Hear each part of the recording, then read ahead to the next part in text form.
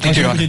But again, we'd like just a counter manifestation that the repealing clause under JC 2015-01 states, and I quote, all circulars, memoranda, rules, regulations, and other issuance inconsistent herewith are deemed repealed and superseded accordingly. So the repealing clause in 2015-1 did not specify COA Circular 92-8985. Precisely our point, Your Honor. Your Honor, please counter manifestation. Of course, Counsel read the literal meaning, Your Honor, but the substantive meaning is all circulars are deemed repealed and superseded accordingly. His interpretation, my interpretation, but no interpretation needed, Your Honor. 9.0 is expressed. All are repealed and superseded accordingly. manifestation is duly noted. Your Honor, Your Honor, the documents would speak for themselves, Exactly. and we will leave this to the Honorable Court. As to not prolong the debate on this matter. Just again, just my last manifestation on this. May last manifestation pa. Sinabi na nga, para wag na natin pagdebatihan, bahala na kayong magdesisyon. Meron akong hawak na papel, may hawak din siya na papel. Kung sinong pinakamatimbang, bahala na kayo. Huta, hindi siya hihinto. Hindi ako papayag. O, takanta ko yan eh. Difference between Joint Circular 2015, Your Honor, it has been identified, authenticated, and testified to by this witness. This circular that they are citing, Your Honor, 1992, has not been identified. We don't know its due existence. Regardless, oo, circular yan. Ano yung batas yan? Oo, nasusulat po yan. Hindi naman sinabi na burado na yan. Wala na yan. Dahil dito sa 2015, ay sa 2021, yung 2015, yung kung anumang year yan, wala nang kwenta yan. Wala namang sinabing ganun. Sinabi na nga ni Chis, walang nagsasabi rito na itong circular na ito ay mas magaling sa circular na yan. Walang sinabing ganun.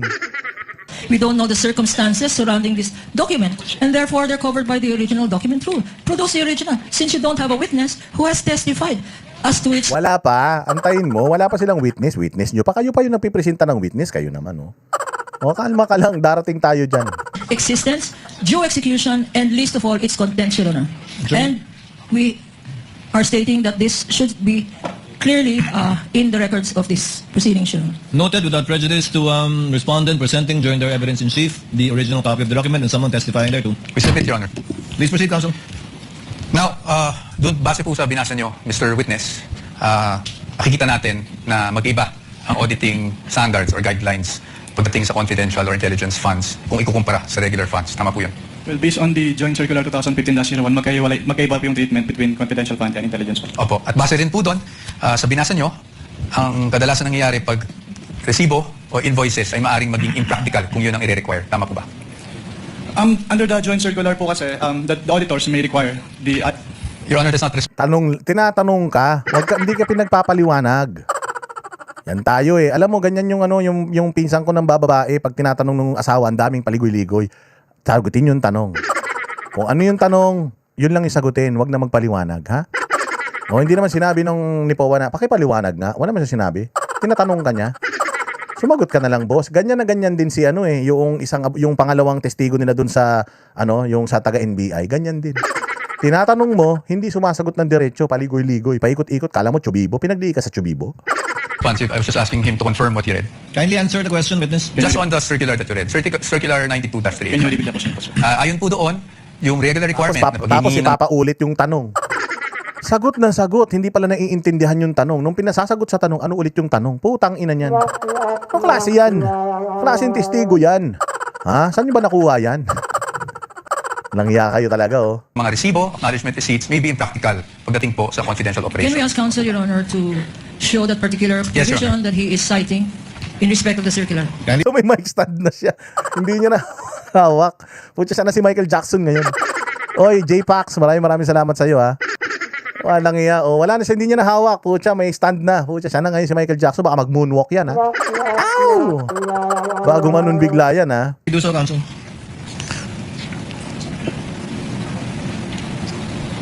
Tama po ba? Ang sabi po dito ay during intelligence operations. Yes, tama po ba? As stated po dito, during intelligence Okay. operations. Thank you. Ano nga, tama po ba? Sabi po dito, intelligence sa tama. Oh, takin lang yan, nakasimple-simple, Tagalog, hindi pa masagot. Ano ba naman, abogado? Lang iya, oh. I'll accept that answer, Your Honor. Siya sumasagot, no? Ay, mabait lang din si Powa, eh. I'll accept that answer. Tama po ba? Yun ang tanong, oo o hindi. Walang Diyo na yan, no? Tagalog na, di pa naiintindihan ba yan? Punta naman po tayo doon sa nature ng confidential operations. No?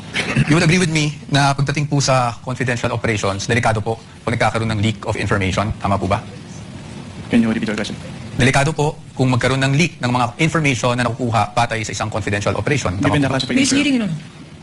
I'm just asking for his the opinion. witness would have been able to answer. Witness may answer. given the classified Pucha, ito naman si... Ito naman si Gatchalian, yung kaklase mo nagtatali-talinuhan pero tulog yan. Ganyan lang yan pero tulog yan. Nananaginip yan. Pucha, walang alam yan si Gatchalian. Ito mo, tumatagos yung mata niya sa dingding. Takinang yan. Sige, umupo-upo ka pa dyan. Di sana kung wala ka dyan, hindi napapansin na wala kang silbi. nature Yes. of the confidential fund. Yes, thank you, Mr. Witness. In fact, you being a lawyer, you know that there are laws prohibiting the unauthorized disclosure of confidential information, correct? Can you repeat po? You being a lawyer, Repeat na naman. Alam mo ang pangalan nito? Hindi Wamil. Ang pangalan nito Repeat. Si Mr. Repeat. Mr. Repeat. Yun ang pangalan mo. Simula ngayon, tanggalin na natin si Mr. Wamil. Hindi na, ikaw na si Mr. Repeat. Tangin na lahat ng tanong, pinaulit mo. Kasi kailangan niya mag-construct ng sagot. Kaya kunyari pinapaulit niya, ano po yung tanong? Pero alam niya yung tanong. Alam niya yung tanong. Kaya lang nag-iimbento siya ng mga sagot sa utak niya. Kailangan niya mag-buy ng time. Papaulit niya yung tanong para ready na siyang sumagot. Anak ng tinapay. Hindi yan active listening. Magaling to. COA, CPA, lawyer, matalino yan. Ang problema, sinungaling. Pag sinungaling, ganyan. Oo. Paulit-ulit. Ano yun? Ano? Ano? Pero sumasagot ka na rito. Yung utak mo, nagko-construct pa lang ng sagot. Hindi mo lang masagot agad. Kaya tanong ka ng tanong. Ano? Pakiulit ka? Yung alam mo yun yung tanga-tangahan. Ganyan yan. Nag-iimbento kasi. Tsaka iniisip niya muna kung pag sinagot ko ba to, mapapahamak ako. Dear sir, you are aware that there are laws prohibiting the unauthorized disclosure of confidential information, correct? Can you state what specific laws po yun? Revised Penal Code under Article 229, for example, under Tsaka nung 2023 ka lang, naging abogado. Si Powan, tagal ng abogado. Tapos gusto mo mag-cite siya ng law. Akala mo hindi prepared. Si Powa. Hello? Can you cite the law? Tsangin nang yan. Ito yung law. Ano ka ngayon? Revelation of Secrets. Yes po. Yes, Republic Act 3019, Section 3. Yes po. Yes lang pala yung sagot mo eh. Ang dami mo pang pinatatanong-tanong. Paragraph K on unauthorized divulging of confidential information, correct? Yes. And you being a public officer under 6713, alam niyo rin po na hindi po pwedeng basta-basta mag-disclose without the authority ng mga confidential information. Tama po ba? Yes. Okay, so, Ito naman pala eh. Yes po, yes po, yes po eh. Tapos na. Alam mo naman pala eh. Alam mo naman pala na hindi dapat dinadivulge yung information. Ba't mo hinihingi yung information? Alam mo naman pala eh, na kapag intelligence gathering, alam nyo naman pala na ganun eh. Bakit pinipilit nyo yung gusto nyo? Wala na. Tiyangin na, wala na. Ang bandila, itinaas na. po dito, pinapahalagan po talaga ang confidentiality pagdating sa mga classified information na ito. Tama po ba? You would agree with me? Yes po. Yes. Now, Nag-agree ka na. Tapos na, nag-agree na eh.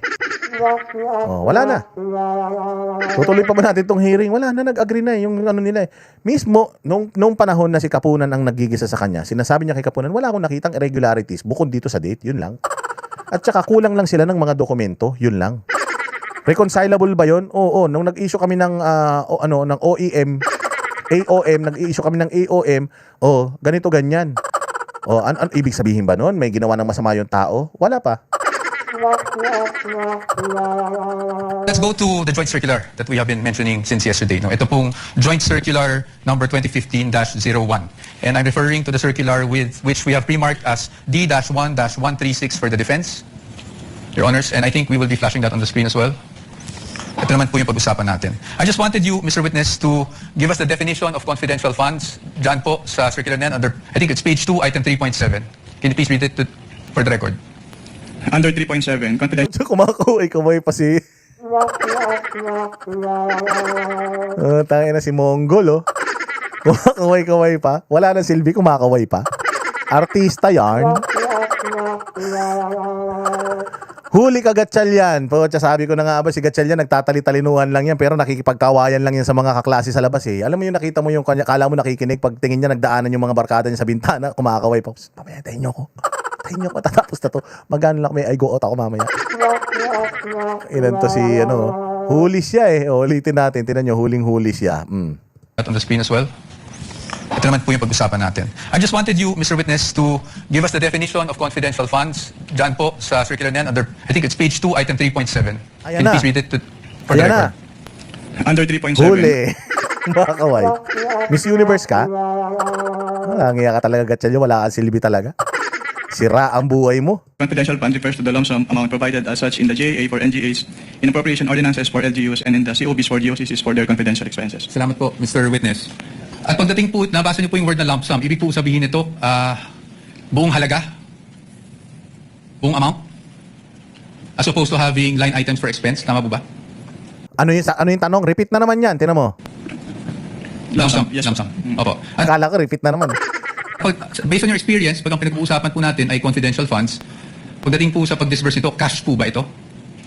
In the form of cash? What expense are you pertaining? Confidential funds in general. Cash. Nang po, Chaya. Confidential funds pinag-uusapan eh. Anong expense yung pinag-uusapan? Ilang araw ka na nandiyan dyan, hindi mo alam confidential funds pinag-uusapan nyo? Nagtoko naman tong taga-BIR na ito. Po ba ito? Wala pong specific provision kung anong type po ng yung ibabayad. Okay. But item 6 provides for the guidelines on cash advances, correct? Ito, dito mo talaga malalaman na wala siyang alam how intelligence gathering works. Wala siyang alam. Tinanong ni Powa eh, cash, di ba? Cash. Sabi niya, wala pong provisions dito na cash. Oo, walang provisions na cash. Pero, yun yung sinasabi ni Lacson. Kung ikaw, meron kang experience sa intelligence community, sa intelligence operation, sa counter-terrorism, alam kang mag-issue ka ng cheque. Halimbawa, Mary Grace Piatos yung cheque, may encash ba niya yun? Alias yun eh. Siyempre, pagdating mo sa bangko, hanapan ka ID. Wala ka mang ID na Mary Grace Piatos kasi alias yun. Hahanapan ka national ID. Paano ka magkakaroon ng national ID niyan? Diba? So, malamang sa malamang, cash yan. Kasi nga, binayad yan sa mga informants. At yung mga pangalan ng informants doon, wala nga sa NSA. NSO pala, NSO. Wala sa NSO. Walang pangalan yung Mary Grace Piatos sa NSO. Ibig sabihin, alias yun. Hindi yun pangalan ng totoong tao. Alias Mary Grace Piatos. O pag inisyuhan mo siya ng cheque, mai-encash niya ba? Putangin na yan. Kahit sa pawn shop mo dalhin yun. Hindi mo maisasanla yun. O mai-encash mo lang ang isang cheque na nakapangalan sa'yo. Kung ano yung pangalan mo. May supporting documents ka, supporting ID para ma-encash mo yun. So, pagdating sa intelligence, pagbabayad sa mga informants, cash yan. Nakita mo ba yung PNP nagbibigay ng cheque? Syndicate, maraming salamat sa'yo. Nakita mo? Buti na naman yung pakulay. Nakita mo yung tawag dito PNP nagbibigay ng cheque? O, sa loto, cheque yan. Pero usually, yung mga yung mga magnanakaw ng mga congressman, kita mo cash, di ba? Cash. Bakit cash? Kasi nga hindi pwedeng cheque. Pag cheque, kikwestiyonin sila ng bangko, na ia-amlak sila. Sir, 5 maleta to, 100 million. O, isang cheque, 100 million, i-deposito mo. Tatanungin ka ng bangko, sir, saan galing to? Laking pera naman ito. Anong ginawa mo? Nakabenta ka 5 kilong, 100 kilong shabu? Ganon. Siyempre, sabi mo, hindi, sa business ko yan. Ganun ba? O, pahingi ako ng mga dokumento. Binayaran mo na ba yung buwis nito? Hanapan niya ng ganun. Cash ang ibibigay. Yung mga congressman nga, pag nagnanakaw sa atin, cash eh. Di naman nila chine-check, yan pa kaya? Yan pa kaya ng mga ng mga informants. So, alam mo dapat kung may experience ka, exposed ka sa intelligence, alam mo na cash lang yan. Bakit mo pa sila sasabihin na wala pong specific nakalagay dito, whether cash or check?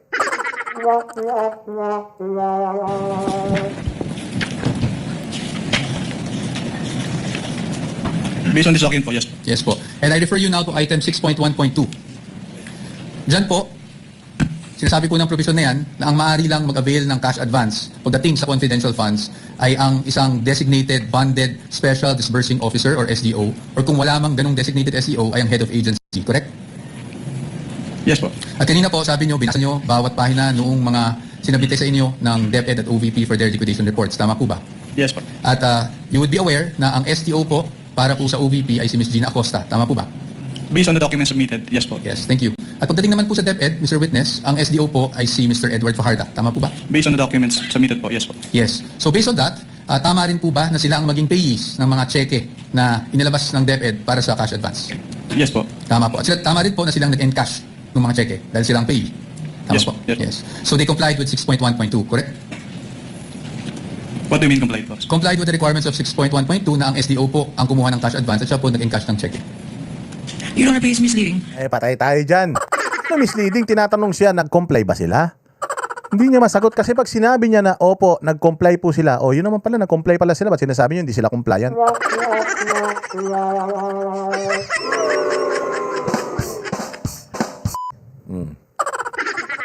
Sasagot lang, nag-comply? Oh, patay tayo dyan. Siyempre, sasagot yung kabila. Wait lang, huwag ka na sumagot. That's not the only requirement in 6.1.1. O di sabihin niya, yes, nag-comply po sila sa part na yan ng 6.1.2.3.4. Oh, pero marami pa pong requirements yung 6.1.2. Oh, but anyways, nag-comply o hindi? Nag-comply. 1.2, Your Honor. There are other requirements here. Can counsel be specific? I'm just asking, Because Your Honor. this is a blanket he is saying, and so therefore, there is compliance here. I'm In asking- particular. Thank you. I appreciate po What the... does counsel for respondent say? I appreciate naman po the objection of the good counsel. So I will be more specific. Tama po, nag-comply po ng SDO ang payee sa cheque at ang SDO po ang nag-encash. Yun lang po. Just on that part. Sagot. Ang hirap. Ang hirap magsumagot kasi pag sumagot, mabibisto eh. Aray ko. Based on the documents, si SDO yung payee ng cheque and yung nag-cash nung... Okay. Thank you po. Now, So yun. So nag-comply. Tapos na. Wala na. I'll refer you to item 6.1.5 of the joint circular. Can you please read just the first sentence of that provision? Cash advances shall be limited to the requirements for 3 months. Thank you, Mr. Witness. So tama po bang pagkakaintindi ko na para sa cash advance at any one time, ang O maximum makinig yung mga bobo na mga loyalista at sa mga pinklawan. Makinig kayo Yung mga tanong ng tanong. Nagastos yung pera sa 11 araw lang. 11 days, isipin mo, gimastos ng 125 million. Inday lustay. Inday lustay. Di ba? Ganun ano nila eh. Nilustay ni Inday yung 125 million sa 11 days. Illegal yun o legal? Malalaman natin. Eto na. Makinig yung mga gunggong na mga vloggers at saka mga loyalista, yung mga pinklawan at saka mga dilawan na kumakain ng tae ni Bongbong. Eto pakinggan ninyo 3 months period of 3 months. Sabi doon sa circular. Period of 3 months. Kailangan magastos mo in the period of 3 months. na pwede mo lang makash advance ay yung requirements mo para sa 3 buwan ng confidential operations. Tama Based po on ba? this provision po, yes. Tama po. At 3 buwan po is equivalent to 1/4 of a year. Tama po ba? Yes po. Okay. Now, base po dyan sa provision na yan, nakasulat na ang maximum amount ay para sa 3 buwan. Pero meron po bang provision dyan? Pwede mong i-lump sum yung para sa 3 buwan. Pwede mong i-lump sum. Pwede mong i-cash advance. Tapos, Na nagbabawal na gamitin ito in perhaps 60 days? Wala po. Meron po ba nagbabawal na gamitin ito in 11 days? Wala din po. Kaya hindi po wala alam naman pala Daday lang ka pa Wala naman pala sa probisyon ang nagsasabing bawal gamitin ito ng 11 days. 2 days, 3 days, pwede. Basta, within the period of 1/4, which is how many days? 90 days. Huli. So paano na yan? naman sa findings namin yung 11 days na disbursement. It's just a statement of fact po on the AUM. Nakita nyo, sinabi niya, kaya hindi namin sinama doon sa aming report yung 11 days kasi hindi naman importante sa amin yun. Hindi importante sa amin yun kasi wala nga sa batas na naglilimit kung ilang araw pwede mong gastusin yun. Huwag ka lang lalagpas doon sa 3 buwan. So kung ginamit mo yun within 60 days, ginamit mo yun ng 30 days, 20 days, 10 days, 1 day, wala pong illegal doon. COA na nagsabi, walang problema doon. Bakit pinalalaki ng mga bobong mga pinklawan itong issue na to na ginastos ni Inday ng 11 days yung pera? Hindi naman pala bawal yun. Ang hirap nyong kalaban, Boss Dada. Yan ang napakahirap nyong kalaban. Ganyan mag-content, hindi yung tamad. Kailangan pag nag-content ka, masipag ka. Hindi pwede yung tatamad-tamad ka, magpo-propaganda ka lang tapos na. Hindi pwede, kailangan may ganyan, may ebidensya. For confirming that, Mr. Witness. Familiar po kayo bilang isang CPA sa accrual method of accounting? Yes, sir. Can you just, in simple terms, because I'm not even a CPA, just give us a glimpse kung ano ibig sabihin. Ano ba ang accrual method of accounting? Kapag sinabing accrual method of accounting, yung expenses ay nirecord upon encourage, not upon payment. Opo. Okay. So, dito po ba, pwede po ba yung parang, I'm just a simple-minded person? Parang buy now, pay later? Ganun? Wala po yan sa joint circular, so I am not authorized to It's okay. answer that question. I will leave it at that. Punta na lang po tayo sa liquidation. Sa liquidation po, under the joint circular, Si Rizal TV. Si Risa Ontiveros, kunyari nag-iisip, wala maisip yan. circular that's under 6.2.2, correct? Under 6.2.2, if I may just refer you to that provision, dapat po maliquidate o magsumite ng liquidation report ang isang agency na may confidential intelligence funds within 30 days after the close of a quarter. Tama po ba? Ang tatlo po yung nakalagay dito, hindi lang po the 30 days after every quarter. Sige po, please enumerate for us. Under 6.2.2 of the joint circular, all cash advances for CF and IF shall be liquidated within 30 days after every quarter or from the approved target date of completion of the project or activity or after the cash advance have been fully utilized, whichever comes first in accordance with the procedures as stated po. Okay, thank you po. Ngayon po, papakita ko po sa inyo yung liquidation report na isinumite ng OVP for their fourth quarter confidential funds 2022. Maybe this time we could just ask our assisting counsel, Your Honor, to hand the document. Assisting counsel for the other side, may also course. Maaari niyo po bang matukoy kung anong date po na-receive ng COA ICFAO itong liquidation report ng OVP? Based on the transmittal letter po, January 17, 2023. January May we know, 17. Your Honor, for our understanding, what exhibit number? Sorry. Counsel, Thank you for reminding me, Your Honor. You're welcome. This is Exhibit D-1-4-OVP. This is the prosecution's P-1-11-A. No, I'm sorry. One? Ayan na si Marifel. O, kita mo. Yan na yung totoo niyang pangalan. Maripel, 1224 UK. O, Boss Dada, pinalitan ko na si Ali. Pinalitan na ni Alice yung name ko until now. Nakasyado pa rin si Alice. Alice. Ayan na si Maripel. O, Maripel, maraming salamat sa iyo. Mabuhay ka dyan sa London, ha? I'm sorry, what is Sorry, D-1-1? D-1-1. Sorry. D-1. I was just corrected. Your Honor, for the record, this is not a common exhibit, Your Honor. Duly noted. Now, base po sa date na nabasa nyo, compliant po ba na within the 30-day period ay nakapagsumite sila? Yung act lang po ng pag-submission, ng pag-submit rather, ng liquidation report. Based on this document po, yes po. Yes po. And kung mapapansin nyo po, doon po sa transmittal, meron pong isang checklist. Tama po ba? Yes, sir. And I will refer you now to item 6.2.2.3 of the joint circular. Ayon po sa 6.2.3 ng nasabing joint circular 2015-01, ang gagawin po ng receiving officer ng COA ICFAO ay titingnan po yung checklist, tapos susuriin po yung mga dokumentong isinumite ng ahensya, yung mga attachments, kung pasok siya doon sa checklist of supporting documents na kinakailangan. Tama po ba? Can you repeat your question po? Ayon po sa 6.2.2.3, Yan na naman si Repeat. Repeat! ang receiving officer ng COA ICFAO ay titingnan yung checklist and then titingnan din, susuriin yung mga naka-attach na dokumento kung compliant siya dun sa checklist. Tama po ba? Yes po, based on the joint circular. Based on that same provision, kung yun po ay kompleto, tatanggapin po ng COA ICFAO. Tama po ba? Yes po. At pag hindi po kompleto o meaning kulang po yung mga attached documents, yun po ay dapat ibalik ng COA ICFAO sa ahensya at hindi mo natatanggapin. Tama po ba? Yes po. Based on And- this provision po. Opo. And in this case, because of the receiving stamp, would you say na tinanggap po ng ICFAO ang submission ng OVP? As stamp po nung ICFAO, yes po. O, tinanggap. O, malinaw ha. O, kapag ka hindi mali, pag kulang-kulang, ibinabalik. Pero kapag kompleto, tinatanggap. May stamp. Kompleto o kulang? Kompleto, may stamp. Pasok, di ba? Ganyan, sinungaling kasi kayo eh. Okay, thank you, Mr. Witness.